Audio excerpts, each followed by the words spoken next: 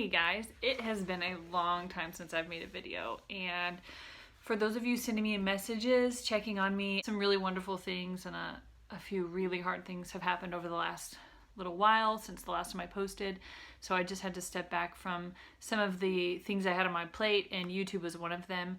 But I recently saw a blog post I wanted to talk about, so I thought it would take a little bit of time to discuss some of that with you guys, and I would love to have your feedback and you guys let me know your thoughts on it. The topic was how to be productive when you have a chronic illness or dynamic disability.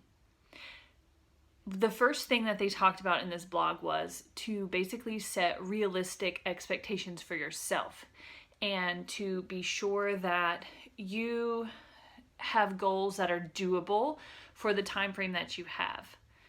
And that's really important because I think a lot of times we compare with chronic illness. If you had a past self that wasn't ill, we tend to compare our present self to our past self's capabilities, and that sets us up for failure. Your productivity definitely looks different than others, and that's okay. You will never feel like you're reaching your goals if you're constantly comparing yourself to others. We can only compare ourselves to ourselves, but it's unfair to compare your present self with your past self if your past self was much healthier than your present self. We have to keep in mind of exactly our limitations and capabilities now rather than looking at those capabilities of the past. Another thing to reach goals and be productive is to fight for accommodations.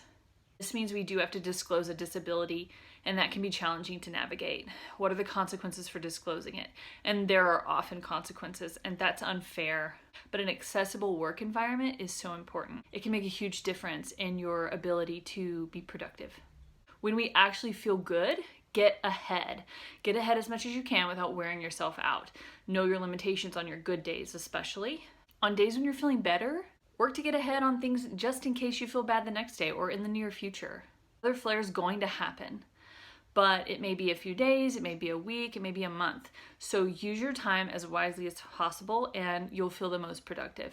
In general, just don't wait to the last minute for things. Avoid this because it can throw you into a worse flare than you might have already been headed for. Stress from procrastination can exacerbate that flare.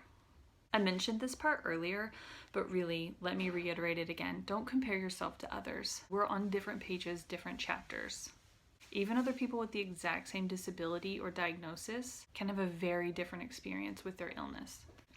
There are tons of things I'm sure I've overlooked, but here's a starting point to be productive. For me, some things that help are list making, prioritizing those things on that list, and sometimes I'll even gather things up. Let's say I have a big project I need to do. I'll spend one day taking my time and gathering the things for that project or making lists so that I'm prepared, and then I start kind of dividing out the workload so that over the next few days I can get it done rather than doing it all in one sitting, which helps a lot. I would love to hear from you guys, things that help you be more productive and use your time wisely. I know with chronic illnesses, it can get really complicated really fast. And a lot of times we can be down on ourselves because we aren't our old self.